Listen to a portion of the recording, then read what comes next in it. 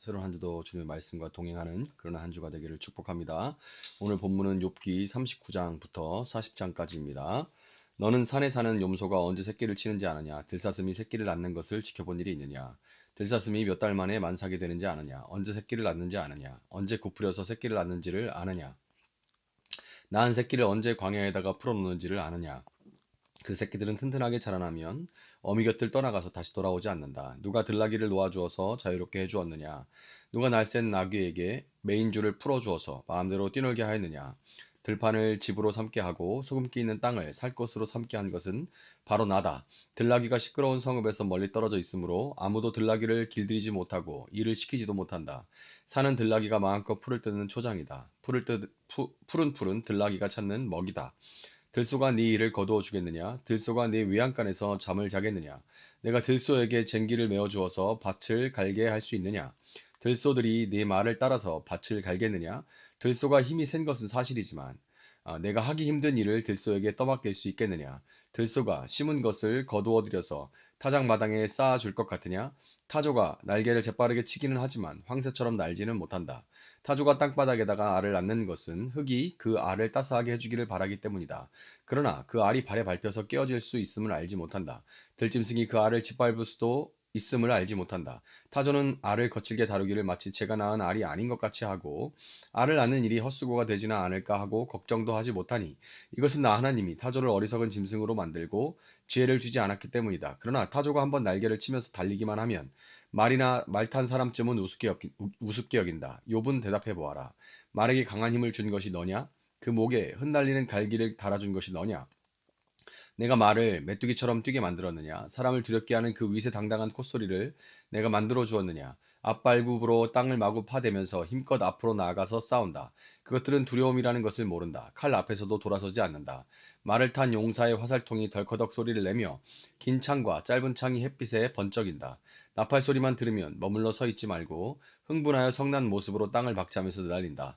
나팔을 불 때마다 힝힝 하고 콧김을 뿜으며 멀리서 벌어지는 전쟁 냄새를 맡고 멀리서도 지휘관들의 호령과 고함 소리를 듣는다.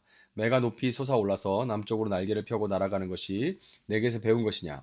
독수리가 하늘 높이 떠서 높은 곳에 보금자리를 만드는 것이 내 명령을 따른 것이냐? 독수리는 바위에 집을 짓고 거기에서 자고 험한 바위와 요새 위에 살면서 거기에서 먹이를 삼킨다. 그의 눈은 멀리서도 먹이를 알아본다. 독수리 새끼는 피를 빨아먹고 산다. 죽음이 있는 곳에 독수리가 있다. 욥기 40장. 주님께서 또 욥에게 말씀하셨다. 전능한 하나님과 다투는 욥아, 네가 나를 꾸짖을 셈이냐? 네가 나를 비난하니 어디 나에게 대답해 보아라. 그때 욥이 주님께 대답하였다. 저는 비천한 사람입니다. 제가 무엇이라고 감히 주님께 대답할 수 있겠습니까?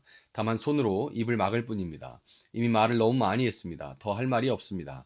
그러자 주님께서 폭풍 가운데서 다시 말씀하셨다.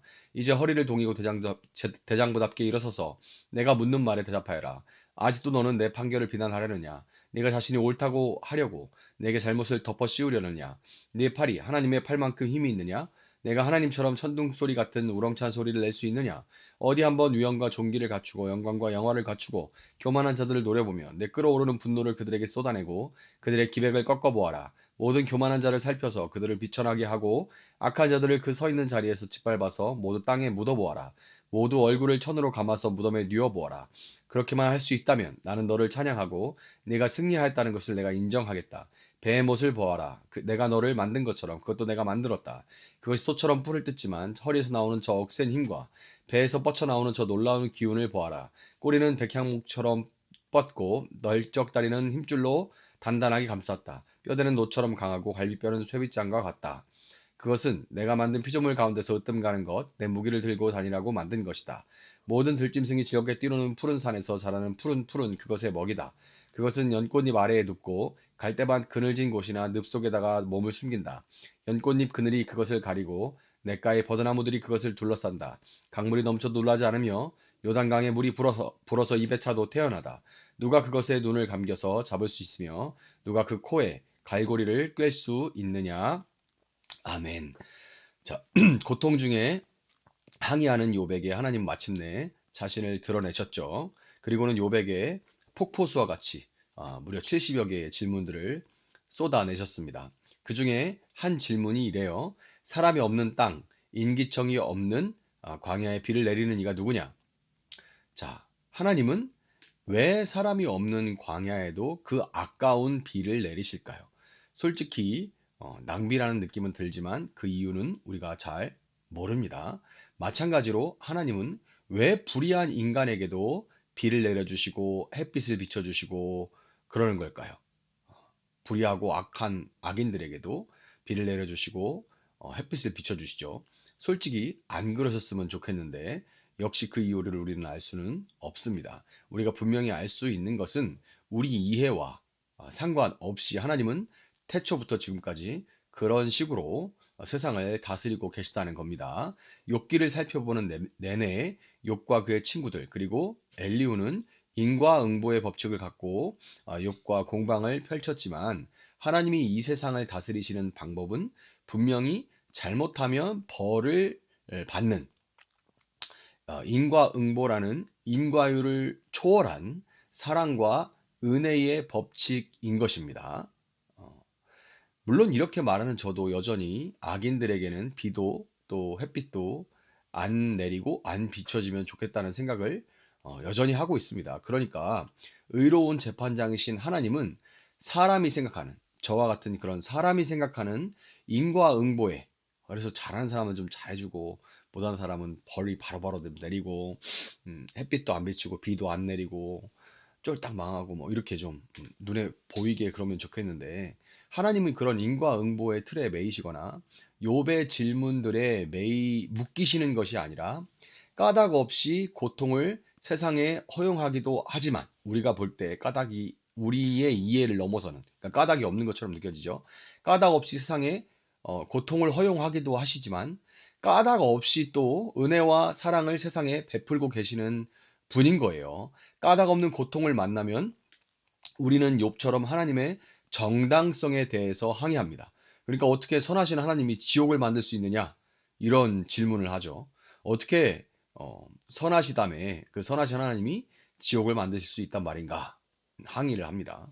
하지만 까닭 없는 은혜에 대해선 누구도 하나님의 정당성에 대해서 문제를 제기하는 것을 저는 이제까지 본 적이 없습니다.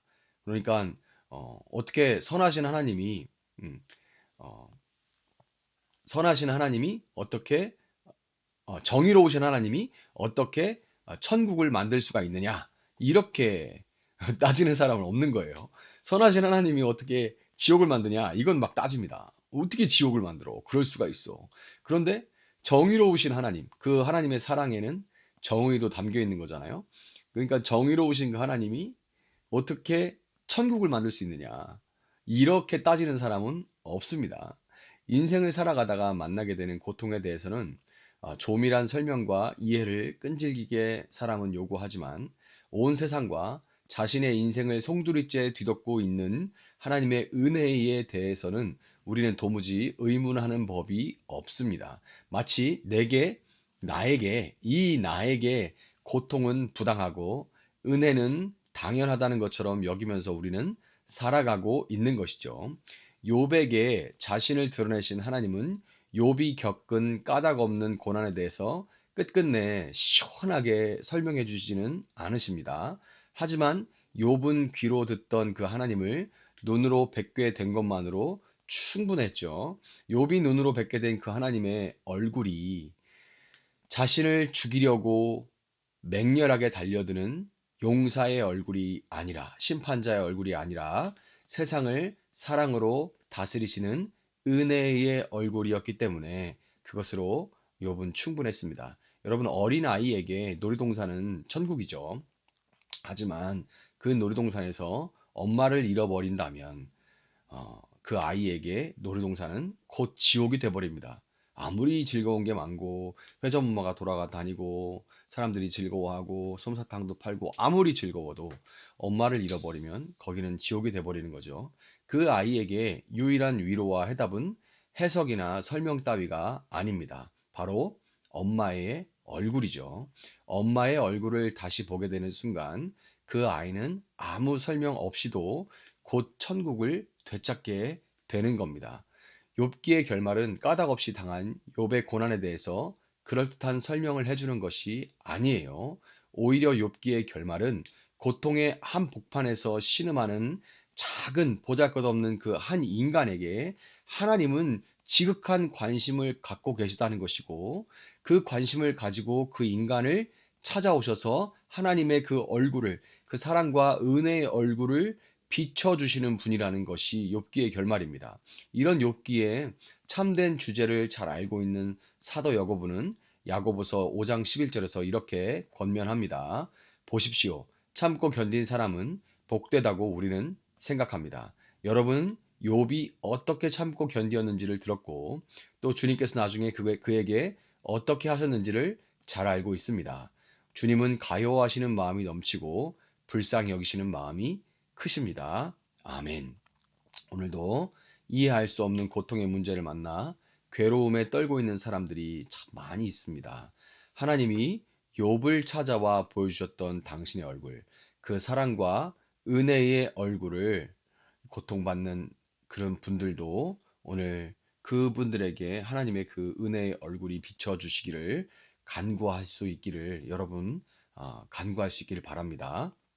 예수님은 하나님을 보여달라는 빌립에게 나를 본 사람은 아버지를 본 것이다, 그렇게 말씀을 하셨죠. 고통의 한복판에서 신음하고 있는 사람들이 끝내 하나님과 그 아들 예수 그리스도의 사랑의 얼굴을 배울 수 있을 때까지 하나님의 집이요 예수 그리스도의 몸된 교회가 넘어진 그들을 부축하고 상처를 싸매어 주면서 끝까지 그들의 곁을 지키며 위로하는 신실한 진실한 친구가 될 수 있도록 함께 기도하는 이 새날이 될 수 있기를 예수님의 이름으로 축복합니다. 잠시 기도하겠습니다. 사랑하시는 주님, 감사합니다. 욥기의 결말에 마침내 얼굴을 드러내신 그 하나님의 얼굴은 인과응보로 작은 허물까지 들춰내어서 저주하시고 심판하시는 하나님이 아니라 메마른 곳에도 아무도 알지 못하는 곳에도 비를 내리시고 햇빛을 비추시며 오늘도 모든 피조물들을 돌보시는 사랑과 은혜의 하나님입니다. 그것에 대해서 아무도 알지 못하고 감사하지 못하고 당연하게 여기며 살아간다 할지라도 하나님 그것으로 섭섭해하지 않으시고 여전히 하나님은 그 일을 행하고 계십니다.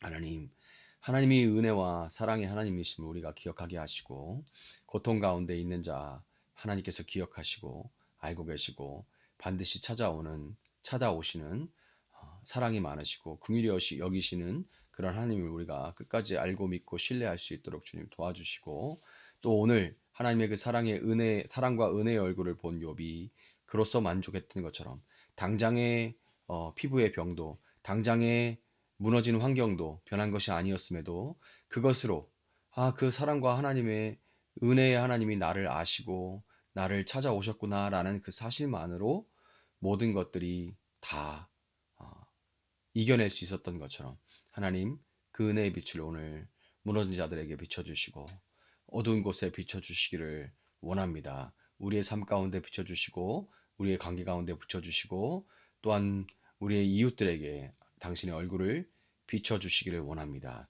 그리하여서 욥이 경험했던 그 하나님을 오늘 우리도 그들도 경험할 수 있도록 하나님 은혜를 베풀어 주시기를 원합니다. 감사하며 예수님의 이름으로 기도합니다. 아멘. 오늘 주신 말씀 붙들고 계속해서 기도합니다.